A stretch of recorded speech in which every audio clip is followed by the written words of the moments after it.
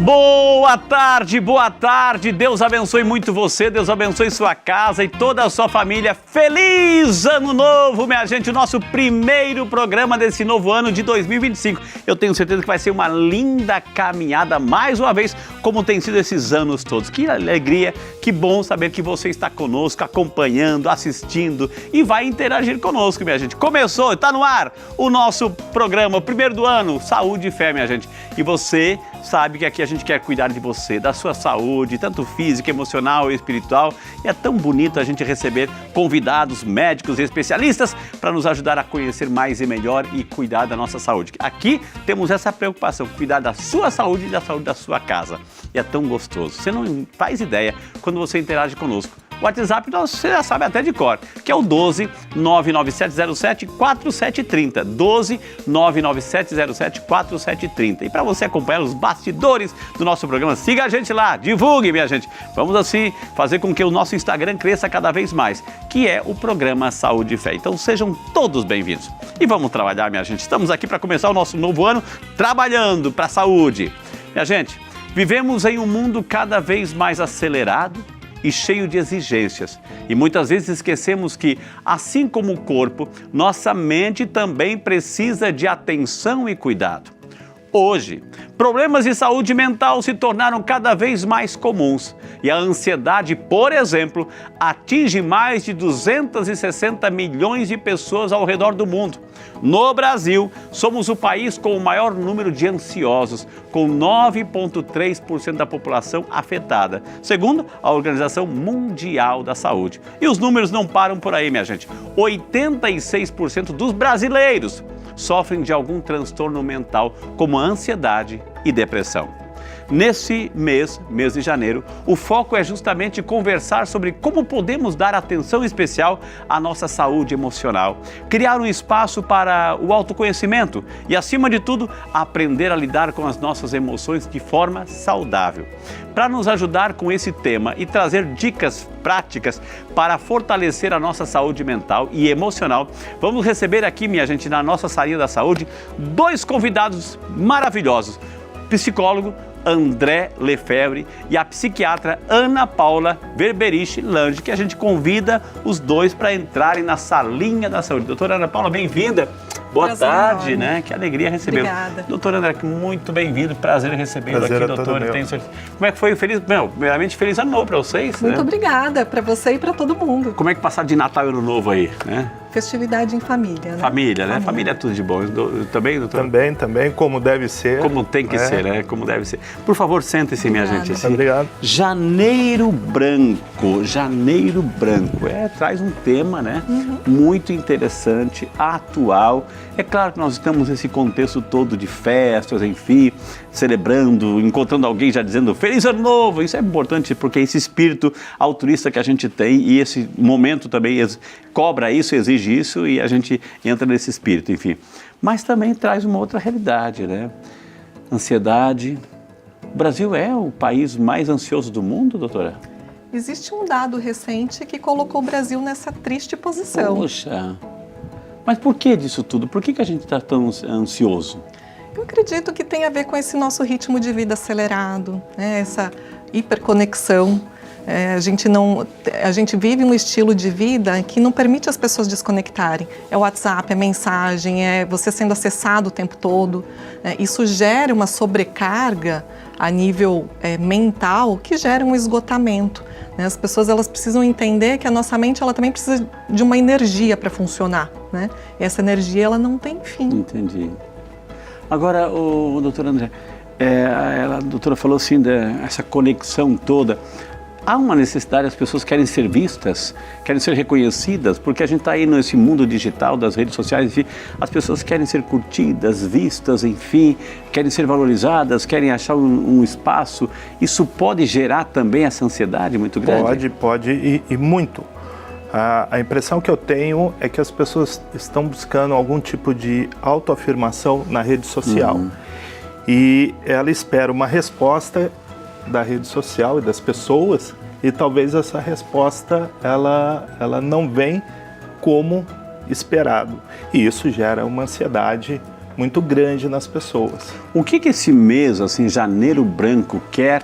A gente teve a introdução aqui, mas o que ele quer trabalhar? O que ele quer chamar a nossa atenção? Ou seja, estamos começando, sempre é um ano de expectativas, enfim, a gente faz propósitos, enfim, e aí de repente fizemos propósito no ano passado, será que a gente cumpriu, não cumpriu? Então a gente já vem com essa carga, muitas vezes, negativa de algo que a gente não consegue. Isso também tira a paz. O que esse Janeiro Branco quer trabalhar, doutora?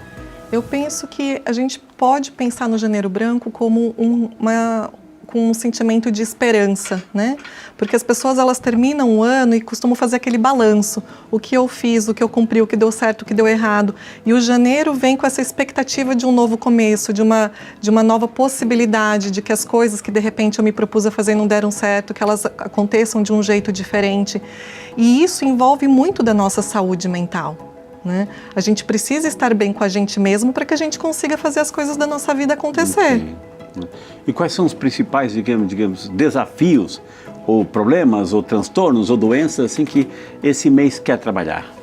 Olha, a saúde mental, ela envolve muitos transtornos. A gente tem desde transtornos como ansiedade, depressão, até transtornos mais processuais, como, por exemplo, a esquizofrenia, o transtorno afetivo bipolar.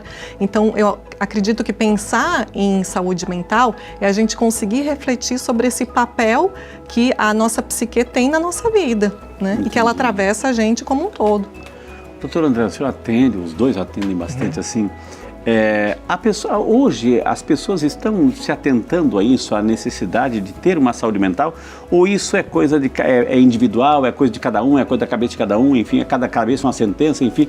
As pessoas estão buscando, né? Ou vão, de repente, assim, vão buscar problema fácil. Eu estou endividado, eu preciso de dinheiro. Isso aqui, ou seja, coisas práticas, concretas. Estão se atentando à necessidade de uma saúde mental, então, doutor? Cada vez mais as pessoas estão buscando conhecer o que é saúde mental. Então, quando elas nos procuram, elas já vêm com essa interrogação se elas estão certas do que elas estão imaginando sobre saúde mental. E isso é muito importante. Eu acho que cada vez mais as pessoas devem se preocupar com a saúde mental, que quer dizer bem-estar pessoal. Okay. Quais são os estupins, assim, os gatilhos, melhor dizendo, os gatilhos assim, que fazem com que a gente perca esse equilíbrio, essa saúde mental? É relacionamento, é dívida? O que é, doutor? Isso é interessante. Cada indivíduo tem o seu gatilho. Então não podemos generalizar e falar assim, existe um gatilho que é maior que o outro. Não, isso é pessoal de indivíduo para indivíduo. E o legal de buscar um tratamento, de entender qual a necessidade que cada um tem, ela perceber quando ela vai ter o gatilho, qual é o gatilho que ela tem. Então, a partir do momento que ela sabe o que faz ela chegar nesse estupim, ela começa a se autoconhecer. E isso é muito importante para a saúde mental dela. Mas juntamente com isso, doutora, a senhora é médica, psiquiatra, enfim, hoje nunca se viu tanta gente tomando remédio, enfim, buscando soluções aí nas farmácias para ter esse equilíbrio de saúde mental. O Brasil está tomando demais remédio para tentar buscar uma solução para isso, doutora? Eu penso que é importante a gente conseguir conceituar o que é a doença mental, um transtorno mental. Porque muitas vezes as pessoas confundem sentimentos que fazem parte da vida. Tristeza, enfim. Exatamente, a tristeza, a ansiedade, o medo, são sentimentos que fazem parte da vida e de ser humano. Né? Como se... E que tem situações que são importantes. Exatamente, né? Mas assim, nem sempre estar ansioso ou estar triste significa que a pessoa tem um transtorno de ansiedade ou tem uma depressão. Então a gente tem um problema grande muitas vezes com a automedicação. As pessoas infelizmente se automedicam demais. O Brasil também está nesse ranking? Tem, o Brasil tem muita automedicação. Nossa. É aquela coisa, né? Pega o remédio do vizinho, todo mundo conhece o famoso Rivotril, até né? Na padaria tem, se bobear, tem remédio lá. Né? Então assim, todo mundo conhece, né? Fala do Rivotril, fala do Frontal, as pessoas no geral elas conhecem essas medicações e aí você pergunta, mas como conseguir? Dei o meu jeitinho. Né? E muitas vezes são momentos da vida que poderiam ser trabalhados de outra maneira. É claro que tudo precisa sempre ser avaliado, porque entre você ter um sentimento, uma emoção que faz parte da vida e você ter um transtorno, isso tem um caminho, tem uma janela que precisa ser percorrida. Entendi. Ô, doutor André, eu estou fazendo esse bate-papo, vocês podem também interagir, pelo amor de um bate-papo aqui, viu? Um complementa o outro, traz um exemplo prático, enfim. Então, complementando, é muito importante que as pessoas entendam que elas têm emoções. E as emoções fazem parte da nossa vida, do nosso dia a dia. Ela não pode confundir emoção com transtorno, com doença. Agora, doutor, como é que a família, colocar o ambiente da família, assim, como é que a família pode perceber que está alguém que está perdendo o equilíbrio, que começa o quê? Ficar muito nervoso, irritado por qualquer coisa? Assim, quais são assim, os sinais, né? Os sinais que a pessoa vai dando que não está bem, que precisa ali, talvez está cansado demais, está estressado demais, muita cobrança. Isso o corpo vai pagar. A família, ela consegue perceber sim, porque os comportamentos começam a ficar diferentes. O humor, a forma de falar, perda de sono, na alimentação. Então, quem está acostumado com aquela pessoa percebe que alguma coisa não está correndo como antes, como deveria. O maior problema que eu vejo disso é a família saber como falar com essa pessoa. Isso eu percebo muito no consultório. Porque geralmente a resposta é assim, uma irritação se responde com outra irritação. Uma cobrança com outra cobrança, uma agressão verbal, outra vez. Geralmente é assim que a gente reage. E tem muita gente que procura a gente por conta disso. O meu filho, o meu marido, o meu irmão, e eu não sei como agir. Então, é legal essas pessoas procurarem para saber como agir com uma pessoa que não está tendo um comportamento adequado. Uma das definições que eu acho muito bonita de doença mental é a que o professor Carol Sonnenheit trazia, que ele falava o seguinte: a doença mental é quando a pessoa ela perde a capacidade de fazer escolhas. Então, eu não quero ter este pensamento, mas esse pensamento me invade. Eu não quero ter esse sentimento, mas esse sentimento me invade. Eu não consigo controlar. Então, é importante que as pessoas entendam isso, que às vezes as pessoas têm determinadas atitudes, mudam o comportamento, como a André estava falando, mas muitas vezes não é por um querer, não é por uma escolha. Se ela de fato está adoecida, ela não consegue fazer diferente. Mas como é que a gente pode cortar por esse exemplo, pensamento vou te ou dar bloquear? Então, se é um transtorno, se ele está no campo da doença, sem a ajuda de um tratamento específico, é muito diferente, é muito difícil, né? É muito difícil, por quê? Porque a pessoa já está invadida por aquilo. Isso é algo que a gente sempre conversa. A doença, ela é algo que atravessa o nosso corpo. O nosso corpo, ele é físico, ele é químico, ele é biológico. Então, sem ajuda especializada, e aí a gente tem que tirar o estigma, é muito difícil a pessoa conseguir sair disso. Se a gente pensar, por exemplo, numa depressão leve, a depressão leve, a pessoa pode ter uma melhora, vamos dizer assim, espontânea, sem tratamento, depois de cerca de 12 meses. Pensa uma pessoa ficar um ano inteiro deprimida. O quanto que ela perde da vida dela. E aí ela melhora espontaneamente. A doutora ia dar um exemplo. Ia dar um exemplo, por exemplo, da questão do familiar. Me veio uma situação aqui na cabeça, coisas que a gente escuta muito no cotidiano. Uma pessoa que estava numa depressão muito grave, que ela não conseguia mais limpar a casa dela, e que os familiares chegavam e xingavam, falando que ela era preguiçosa, que ela não queria fazer as coisas, que não queria cuidar dos filhos. Mas relaxada. Exatamente, mas na realidade ela estava numa depressão muito grave, inclusive começando a fazer pensamento de morte. Mas a gente não vê, a gente só vê o resultado, tá sujo, a gente critica, julga, enfim, né? E aí? E aí essa questão da empatia, a gente nunca consegue... se colocar no lugar do outro. Exatamente. Que coisa, né, gente? Tem situações que estão acontecendo. Aliás, chegou na pergunta, as pessoas estão participando aqui, estão interagindo, querem entrar no bate-papo. Aqui você tem vez, você tem voz. Chegou a pergunta do Renato Eduardo Luca, de Manaus, lá no Amazonas, acompanhando com a gente. Boa tarde, Frei. Como posso desenvolver uma maior resiliência para lidar com as diversidades da vida, doutores? Autoconhecimento? Autoconhecimento. Exercício de autoconhecimento. Ok. Buscar como se conhecer. Onde buscar isso? Tratamento? Tratamento, alguns exercícios, tanto uma terapia, se necessário, algum tipo de medicação. Eu posso colocar uma situação concreta aqui, gente? Onde buscar essa saúde mental, enfim, essa resiliência, enfim. Porque a gente tem, assim, o universo, assim, eu vou pedir orientação de vocês. A gente tem essa linha dos coaches, a gente tem a psicanálise, a gente tem psicólogo, psiquiatra. Onde, assim, o que melhor me adapta, o que está mais perto de mim, onde eu vou buscar socorro? Essa é uma pergunta super interessante e ao difícil mesmo de tempo responder. complexa. Comprometedora. Porque, por exemplo, se eu estou em um momento da minha vida que eu quero me conhecer melhor, de repente, a buscar um processo de uma terapia vai atender as minhas necessidades.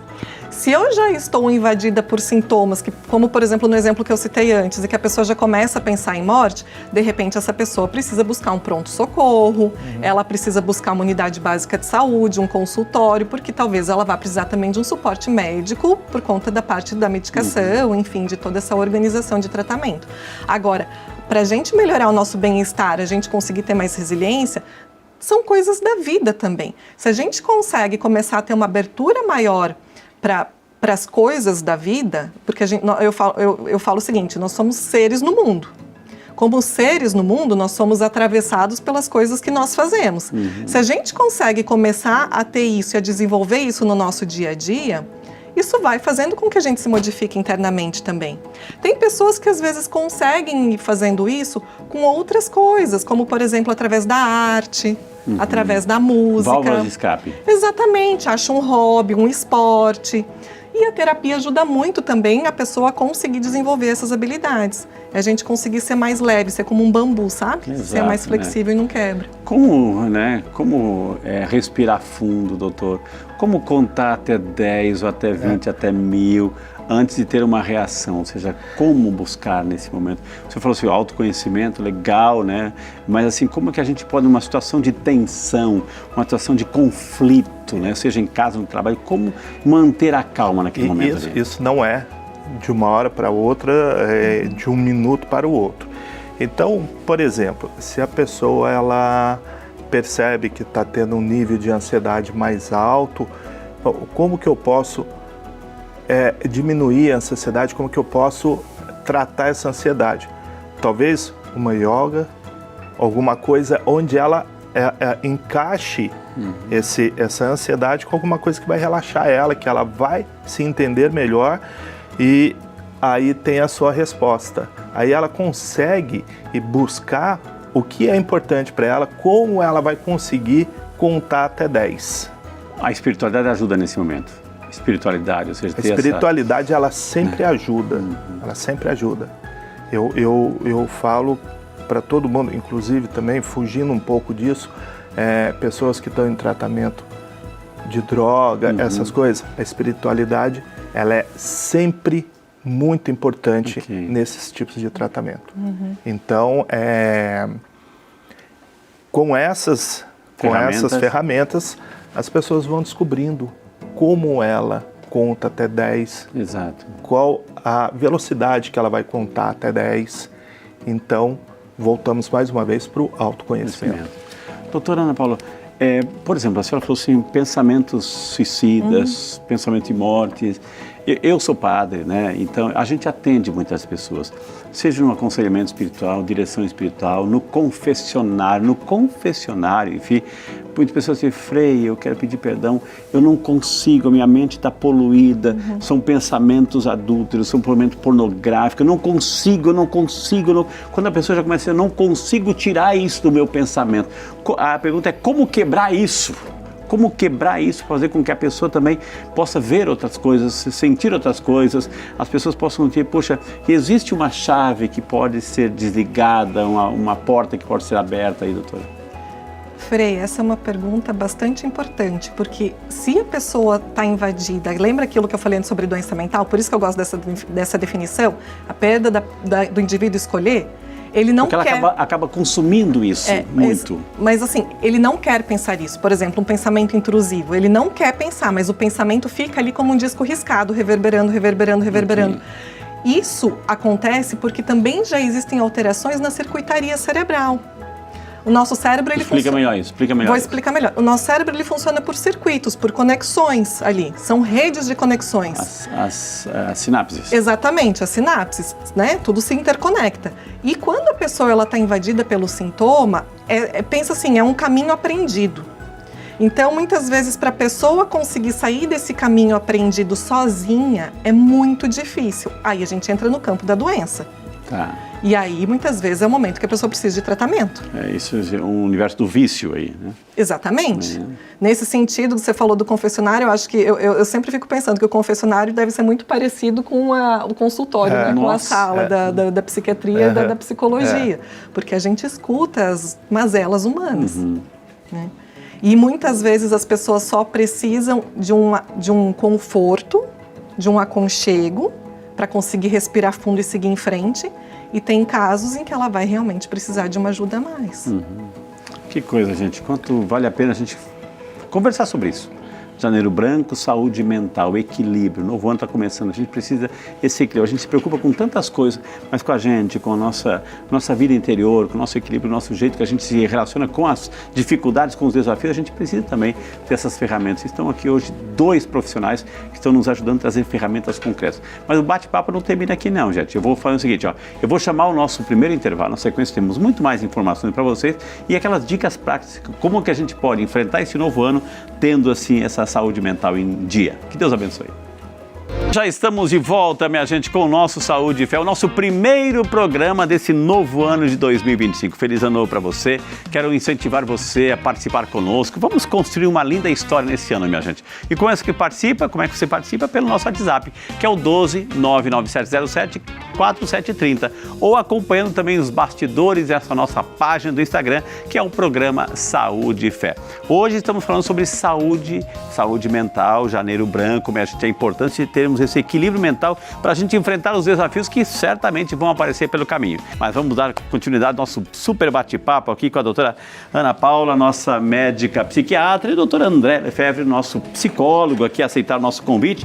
Estão dando assim uma aula importante para a gente começar esse novo ano, 2025, tendo assim aquela saúde mental, aquele equilíbrio que a gente precisa potencializar. Porque às vezes a gente se preocupa com tantas coisas, muitas vezes justas, corretas, enfim, mas sempre no caráter material da coisa, né? E cuidar da gente é como aquela história do carro, né? A gente cuida tão bem do carro, mas assim, do motorista a gente não cuida, né? Então é importante assim a gente saber cuidar disso tudo, né, doutora? Super importante. E você falou de carro, motorista, eu estava conversando aqui com o André, eu lembrei de um fato concreto, quando a gente fala, por exemplo, a gente estava conversando sobre sintomas, sobre... Sinais. Exatamente, sobre como o sintoma invade, a gente não consegue controlar. Quando a pessoa, por exemplo, é invadida pelo sintoma, ela pode se desorganizar de tal maneira que ela não vai conseguir saber o que fazer ou como agir no momento que ela está tendo uma crise. Né, André? Então a gente estava aqui conversando, eu falei, teve uma vez, você falou de carro motorista, eu lembrei da história. Eu estava andando na marginal, logo que eu cheguei em São Paulo, eu estava andando na Marginal Tietê, logo que eu comecei a dirigir, quem é mais assim, de cidades menores e vai para a capital, tem aquele impacto no trânsito. Nossa! E logo que eu cheguei em São Paulo, uma das primeiras vezes que eu peguei a Marginal, eu tive uma crise de pânico dentro do carro, sozinha, dirigindo. Então, naquele momento, acho que muitas pessoas vão se identificar, eu tive todos os sintomas físicos, né, da coisa, assim, taquicardia, sudorese, palpitação. Precisei encontrar um recesso ali na Marginal, parei, e aí o fato de ter um pouquinho de conhecimento sobre o que estava acontecendo comigo me ajudou, isso mais de 10 anos atrás. Respirei, racionalizei, falei, Ana Paula, isso é ansiedade, você precisa se controlar, né? Ou você sai daqui ou você sai daqui, você está sozinha, a adrenalina ali baixou, o sistema simpático deu uma acalmada ali, né? E aí eu consegui seguir caminho, seguir viagem. Mas, doutora, tinha ferramentas para entender tudo isso. E quem não tem? Exatamente por isso que nós estamos tendo essa conversa aqui. A importância da gente conseguir levar essas ferramentas para as pessoas. Instrumentalizar as pessoas sobre isso. Isso que é o Janeiro Branco. E o mais importante é que ela sabia que a falta de ar dela não ia matar ela. Ela sabia que ela não ia morrer por causa daqueles sintomas, que não é físico. E o maior problema das pessoas é que elas acham que elas vão morrer com o sintoma que ela está tendo. E aí ela fica mais desesperada ainda. Ela não consegue nem pedir socorro, ela não consegue nem levantar do carro. Então, É a síndrome de jaleco branco também, doutor? Assim, a pessoa está lá, entrou no hospital e vem ao médico, jaleco branco, assim, a pessoa começa a ficar nervosa, tremer, etc. Também acontece isso, né? também acontece isso, da mesma forma quando vê um juiz, né? Ok, Que é exato, o de preto lá. É a mesma. Chegou uma pergunta muito interessante, porque hoje, vamos à pergunta e depois a gente vai complementando aqui. Ayla Camila Isabelle, de Divinópolis, Minas Gerais. Boa tarde, Ayla, Deus te abençoe, feliz ano novo para você. Muito obrigado por estar aqui conosco, viu? Como posso lidar com o vício em celular e redes sociais, que tem afetado a saúde mental? Tem gente que não consegue, leva para a cama, não consegue, não consegue mais nem um minuto da vida sem o seu bendito celular. E aí, doutores? Bom, ali está falando de rede social. O celular também, o vício em celular. Vamos separar um pouco celular por causa da rede pegar social. a rede social. Então, se a Ayla, ela conseguir entender que ela precisa prestar mais atenção na vida dela do que na vida da pessoa que está ali na rede social, talvez ela consiga uma felicidade maior dela mesma para com ela mesma, não levar uma felicidade para uma outra pessoa. Então fala para ela está te ouvindo aí. Então, Ayla, busque a sua felicidade, não a felicidade de quem está na rede social. Eu acho que isso é um começo bem importante, que a vida dela é mais importante, a sua vida é mais importante do que a vida da pessoa que está postando ali na rede social. É isso, doutora, também? Exatamente. Hoje em dia nós temos um problema muito sério com a questão da dependência, a gente fala de eletrônicos, né? Então essa dependência do celular, as pessoas parecem que têm o celular como uma extensão do próprio corpo, né? E eu vejo ficando cada vez mais encurvada. Problemas, inclusive de visão, que tem aparecido com mais frequência. Uma coisa que eu observo é que muitas vezes é como se as pessoas criassem avatares. Não estou falando que todo mundo, mas a gente vê que isso acontece bastante. O que seria isso? Eu não estou com uma vida feliz, eu não estou satisfeita com a minha vida no real, no mundo concreto real, mas no mundo virtual eu posso ser quem eu quiser. E aí a pessoa passa a viver esse personagem. E a gente já viu relatos de pessoas, o contrário, que se apaixonam por personagens. Não sei se você já ouviu falar sobre isso. Né? Então, essa troca entre o real e o virtual, isso está virando uma questão muito séria. Eu penso que é preciso que as pessoas consigam separar o porquê que elas têm uma dificuldade tão grande de se libertar do eletrônico. Será que é porque a minha vida está tão ruim assim aqui no real, que daí eu prefiro viver ali no mundo virtual? Né? E tem a questão de quando isso já vai para um nível a mais de uma dependência, porque aí a gente já está falando de algo que talvez seja de uma outra ordem, que envolve inclusive a dificuldade da pessoa controlar os próprios impulsos. Né? Hoje em dia a gente tem muito problema do gaming com adolescentes, né? O gaming com adolescentes, com crianças, isso está virando uma questão que inclusive está entrando nos manuais diagnósticos de doença mental. Né? Como ter esse equilíbrio aí, doutor? Como controlar isso tudo? É importante dizer para as pessoas também que isso é tão grave que o tratamento para o dependente de celular, rede social e por aí vai, é o mesmo tratamento da dependência química. É exatamente o mesmo tratamento, com outras palavras, uma outra abordagem, mas a essência é o mesmo. O tratamento é o mesmo da dependência química. É interessante que a gente vê a reação das crianças, por exemplo, está lá chorando, o pai não consegue, dá um celular para ela, dá um tablet para ela, a pessoa, aquele fascínio daqueles LEDs, daquela lâmpada, daquela claridade toda, a pessoa fica ali, só o toquezinho, né, doutor? Isso se vê muito em restaurante, quando os pais estão em convívio com as outras pessoas, é automático já, né? Dá o celular, ou já leva o tablet e põe lá de uma determinada forma que a criança fica lá assistindo alguma coisa e não aprende a interagir, né? Trocando de assunto, mas trazendo, né, um conectando o outro, ela falou do síndrome de pânico, deu um pânico naquele momento do trânsito ali, enfim. Um pânico, doutora, assim, uma situação limite de um assalto, de uma notícia ruim, enfim, de uma tragédia, que isso afeta, é um soco, né? Um soco, ou seja, um impacto muito grande. Como lidar com isso? Tratar, buscar ajuda, entender o porquê que teve esse gatilho, o porquê que desencadeou esse pânico. Então, terapia, se necessário, medicamento, e buscar alternativas também, né? uma natação, exercício, academia, tudo isso sempre auxilia muito em qualquer tipo de tratamento. Uma síndrome de pânico, no caso, se a doutora não tivesse essa consciência, né? O que poderia levar assim, uma síndrome do pânico? A pessoa podia sair do carro ali, o que podia fazer? O que podia acontecer? O risco de um acidente, eu acho que é o mais ali na Evidente hora, ali, evidente, né? Exatamente. Porque é um desespero muito grande, tanto que são nesses momentos que as pessoas procuram pronto-socorro porque acham que estão infartando, por exemplo, né? Você falou da questão de um trauma, quando a pessoa sofre um assalto, enfim, isso. Uma notícia ruim, uma tragédia. O que é importante entender, algo que o André falou, né, no início da nossa conversa, é importante as pessoas entenderem os caminhos que o nosso corpo percorre, por exemplo, para processar a emoção. Porque isso passa por algo que é do instinto do ser humano. Então, nós temos muitas vezes reações que não são racionais, né? Se a pessoa falar, nossa, mas quando eu for assaltado eu vou reagir de tal maneira. A gente nunca sabe exatamente como a gente vai reagir numa situação dessas, porque muitas vezes, nesse momento, é o nosso instinto que é acionado. E as pessoas podem ter uma reação desproporcional que elas nem imaginam como seja.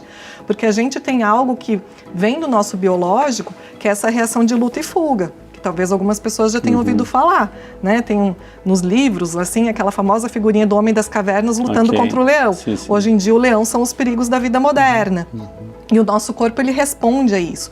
Existem áreas do nosso cérebro que recebem esses estímulos e que devolvem para o corpo, às vezes antes que essa informação seja levada para outras vias corticais mais superiores que podem processar essa informação e dar consciência a ela. Então, o corpo já respondeu antes da consciência entender o que está acontecendo. Entendi. Também, dando um outro exemplo disso, é a somatização, né? Exatamente. Um exemplo que acontece muito e as pessoas conseguem perceber isso buscando ajuda, buscando auxílio.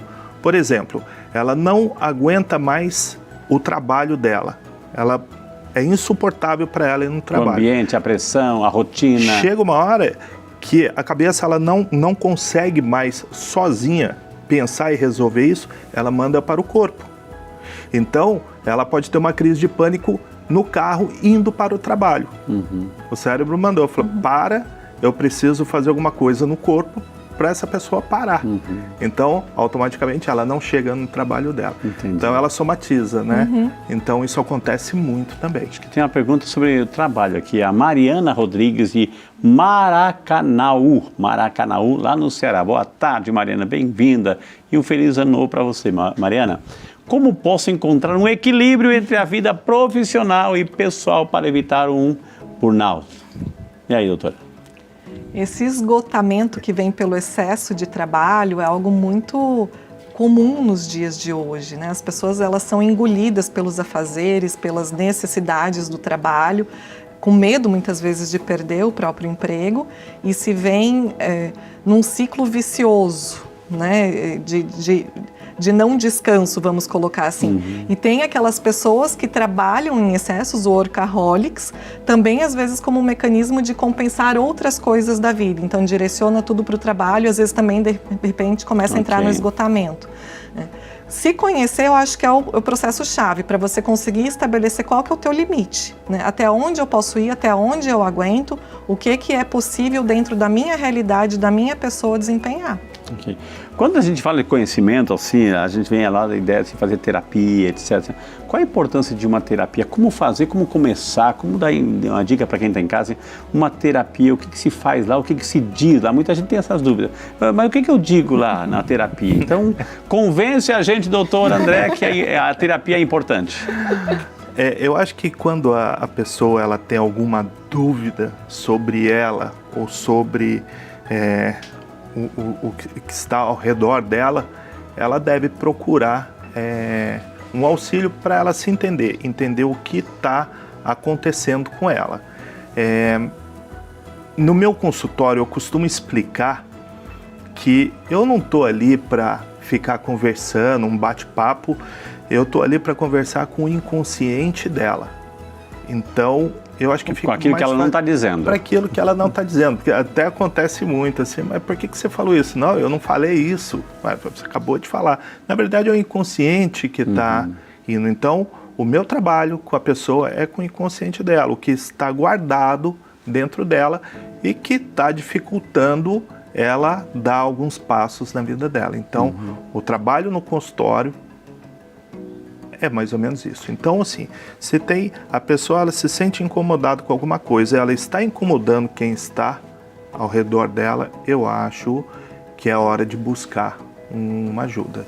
E de repente essa ajuda também precisa até de um acompanhamento mais especializado, mais medicamentoso. Exatamente, exatamente. Aí precisa... E acontece muito de chegar alguém, eu encaminhar para o psiquiatra e daqui 15 dias, daqui 15, 20 dias você volta. Isso não é difícil de acontecer. Eu costumo falar que nós precisamos de 2 pernas para caminhar, né? A medicação, ela é um lado do tratamento, a terapia é o outro lado do tratamento, né? Então, e aí também a gente coloca os outros pontos da vida, os hábitos de vida, alimentação, exercício físico, que tudo complementa também esse processo. A gente está aqui no programa quando nós resolvemos trazer vocês dois, um psiquiatra, um psicólogo.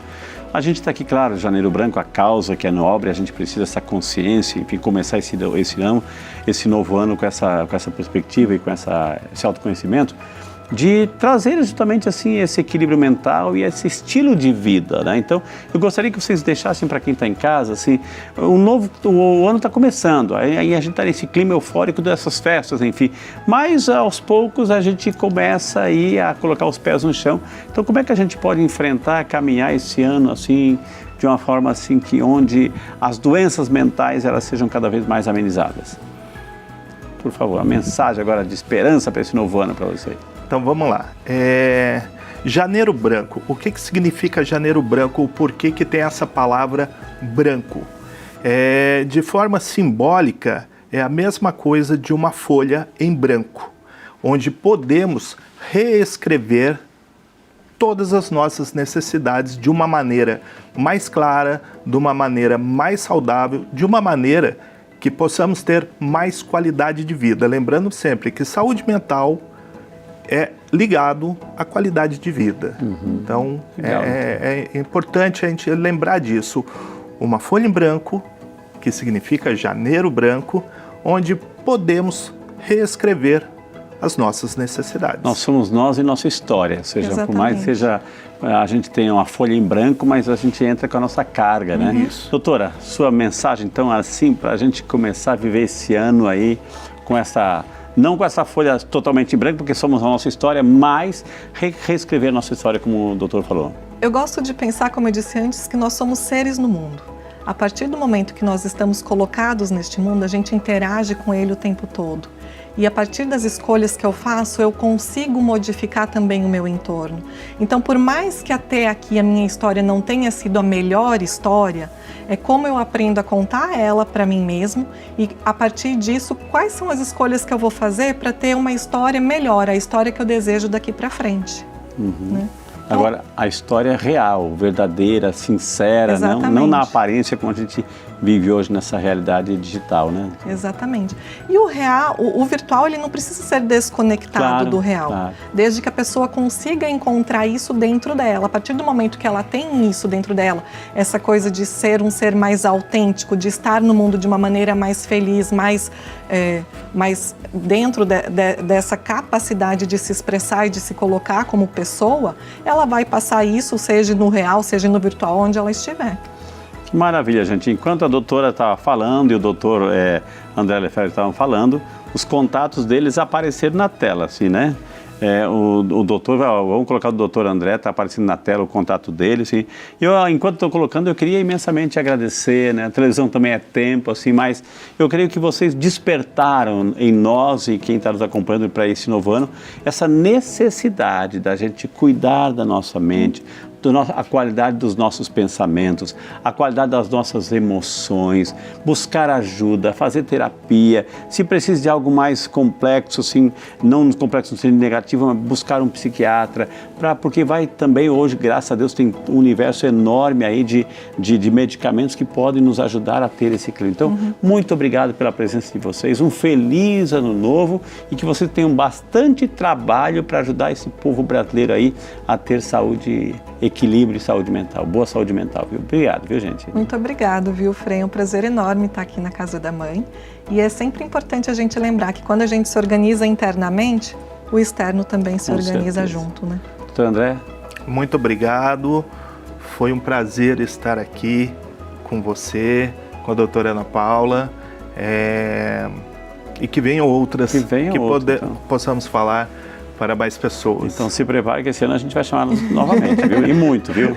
Gente, depois dessa aula, saúde mental, enfim, a gente viu, inclusive ouvimos aqui, a importância do equilíbrio, a importância da fé, da espiritualidade, visitar o Santíssimo, conversar com Deus. É isso que a gente quer fazer agora, o nosso momento de oração. Deus amado, agradeço por mais um ano que começa e pela oportunidade de recomeçar. Ajude-me a honrar o templo do meu corpo com saúde, a cuidar da minha mente com serenidade e a alimentar o meu espírito com tua paz. Que neste ano eu possa cultivar hábitos saudáveis, manter meus pensamentos elevados e confiar sempre em ti. Dá-me a força para viver cada dia com amor, alegria e gratidão. Que a tua paz seja o centro da minha vida. Amém. Minha gente, a gente ouviu tantas coisas maravilhosas hoje com a doutora Ana Paula, com o doutor André, sobre saúde mental, gente. Essas são as ferramentas que hoje a medicina também oferece, a psicologia oferece, mas acima de tudo, vamos fazer um propósito aqui hoje, vamos fazer um propósito juntos, vamos visitar mais o Santíssimo, vamos conversar mais com Deus, vamos procurar, né, ter esse equilíbrio, rezarmos juntos em família, buscarmos juntos a igreja para receber Jesus, para ouvir a sua palavra. Minha gente, essas ferramentas espirituais fantásticas que nos curam, minha gente. O amor nos liberta, o amor nos cura, a presença de Deus. Então visite mais o sacrário. Venha aqui ao santuário também, comece esse ano assim, com esse propósito de visitar a Casa da Mãe para receber essas bênçãos, para você ter um ano maravilhoso. Quero convidar você agora a segurar bem firme o copo d'água, porque lá do céu sobre ele e sobre você vamos invocar uma bênção muito especial. Senhor Deus, infinita bondade e misericórdia, ao concluirmos esse programa e pedimos a Tua bênção sobre esse novo ano que está começando e pedimos a Tua bênção de modo especial sobre esta água tão limpa, pura e transparente. Dignai-vos, Senhor, abençoá-la, santificá-la e purificá-la, que ao tomarmos esse sacramental desça sobre cada filho e cada filha todas as bênçãos, as graças, a saúde física e espiritual. O Senhor esteja convosco, Ele está no meio de nós. Abençoe-nos o Deus Todo-Poderoso, por intercessão de Nossa Senhora Aparecida, de São Peregrino Protetor contra o mal do câncer, a bênção de Deus Todo-Poderoso, Pai, Filho e Espírito Santo. Amém. Muito obrigado. Mais uma vez, feliz ano novo para você, o Frei Rinaldo, no nosso super time. E a gente vai se encontrando aqui nessa caminhada maravilhosa nesse ano aqui na Rede Aparecida com o nosso programa Saúde e Fé. Bom final de semana, feliz ano novo. Deus abençoe.